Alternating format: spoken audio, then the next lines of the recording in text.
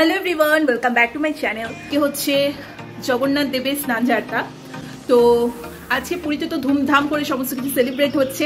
পক্ষে তো সবসময় সমস্ত অনুষ্ঠানে সেই সব তীর্থস্থানে উপস্থিত হওয়া সম্ভব হয় না, সেই জন্য কিন্তু আমরা এই সুন্দর অনুষ্ঠানটা আমরা কিন্তু টিভির মাধ্যমে দেখে থাকছি, কত সুন্দর করে পালন করা হয়। আর কিছুদিন বাদে হচ্ছে রথ। সো আজকে এই জাস্ট একটু আগে আমি স্নান টান করে আসলাম। আমাদের বাড়িতে ওরকম ভাবে প্রতিষ্ঠিত মানে সিংহাসনে রেখে পুজো করার জগন্নাথ বলরাম সুভদ্রা নেই। মানে এমনি শোপিস হিসেবে রেখে দিয়েছি, ছোট ছোট শোপিস হিসেবে ইয়েতে আছে, সেটা আলাদা। তাই জন্য আমি আজকের দিনে যেটা করে থাকি সেটা হচ্ছে আমাদের নাড়ুগোপাল রয়েছে তোমাদের চ্যানেল, এবং নাড়ুগোপালকে আজ ভালো করে পুজো দেবো। নিজেরা বাড়িতে কিভাবে স্নানযাত্রা এই পুজোটা আমরা করে থাকি সেটা তোমাদের সাথে ছোট করে শেয়ার করবো। সো চলো তোমরা সাথে থাকো, দেখতে থাকো। বাট আমরা এইভাবেই নিজেদের মতো করে ছোট্ট করে যতটুকু আমাদের দ্বারা পসিবল ভগবানের সেবা করে থাকি।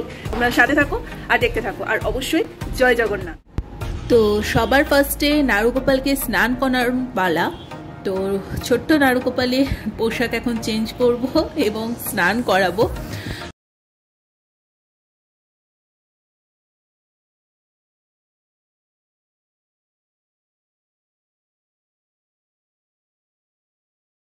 তো যাই হোক, ফার্স্টে কাঁচা দুধ, তারপর গঙ্গার জল, তারপরে নর্মাল জল সবটা দিয়ে ভালো করে ছোট্ট গোপাল ঠাকুরকে স্নান করে নিলাম। হালকা ফিনফিনে সাদা কালারের একটা, সাদা আর হলুদের মধ্যে খুব সুন্দর একটা জামা পরিয়ে দেওয়া হয়েছে। তার সাথে তো সুন্দর করে সাজগোজ করিয়েই দেব। তো আমাদের সবার পক্ষে তো এই মুহূর্তে পুরী যাওয়া সম্ভব হচ্ছে না, আমরা সবটাই ফোনের মাধ্যমে হোক বা টিভির মাধ্যমে হোক দেখে থাকছি। তাই যাদের বাড়িতে ছোট্ট নাড়ুগোপাল আছে তোমরা সেভাবেই কিন্তু এইভাবে করে নিতে পারো পুজোটা, কোনো অসুবিধা নেই। তো যাই হোক, আমার তো সুন্দর করে গোপাল ঠাকুরকে সাজানো হয়ে গেছে, আমি সিংহাসনে বসেও দিয়েছি ছোট্ট গোপালকে। তো এবার মোটামুটি যতটুকু সম্ভব ফল টল দিয়ে ভালো করে ছোট্ট গোপাল ঠাকুরকে সাজিয়ে দিয়েছি। গোপাল ঠাকুরের সাথে সাথেও বাকি সিংহাসনে যে কটা ঠাকুর আছে সবাইকেই মানে একসাথেই পুজোটা দিয়ে দিচ্ছি আমি। তো তোমরা দেখতেই পাচ্ছ।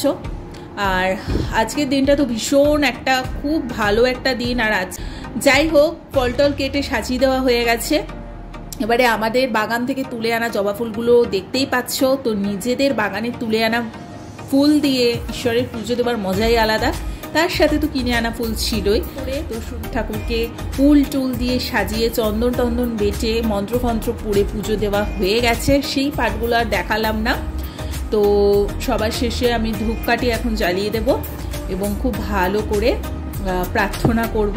তো সবটা ওভাবে দেখালাম না, তো যতটুকু আজকে পসিবল হলো একটু একটু করে তোমাদের সাথে শেয়ার করলাম। ওটাই ওইভাবে যদি এখন দেখাতে বসি তাহলে ভিডিওটা অনেকটা বড় হয়ে যাবে, তাই আমার পক্ষে যতটুকু সম্ভব তোমাদের সাথে শেয়ার করলাম।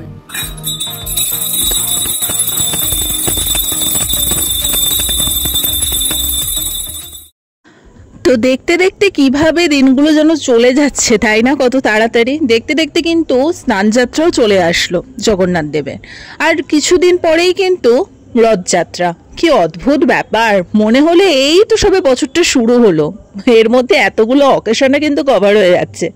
তো যাই হোক, ছোট্ট করে তোমাদের সাথে আজকে এই ছোট্ট অনুষ্ঠানটা যে তুলে ধরতে পারলাম এটাই অনেক। আসলে এই ভিডিওগুলো এর জন্য করে রাখা যাতে আমাদের যখন পরে দেখতে ইচ্ছে করে সেগুলো আমরা দেখতে পারি। তো যাই হোক, কেমন লাগলো তোমাদের এই সাজসজ্জাটা অবশ্যই কমেন্ট করে জানিও। আর তোমরা কি করে স্নান যাত্রাটা বাড়িতে সেলিব্রেট করো সেটাও আমাকে বলো। আমরা ঘরোয়াভাবেই আমরা করি, যেহেতু জগন্নাথ বলরাম সুভদ্রার কোনো মূর্তি প্রতিষ্ঠিত না, তাই আমরা গোপাল ঠাকুরকেই সুন্দর করে সাজিয়ে গুছিয়ে পুজোটা দিয়ে থাকি। তো আশা করি তোমাদের ভিডিওটা ভালো লেগেছে। আর যদি ভালো লেগে থাকে অবশ্যই লাইক কমেন্ট শেয়ার সাবস্ক্রাইব করে দিও। আর এটাই সবসময় ভগবানের কাছে প্রার্থনা করি, সকলকে সদ্বুদ্ধি দাও, সকলকে ভালো রেখো, হাসি খুশি রেখো। তো চলো আজকের মতো এখানেই, টাটা।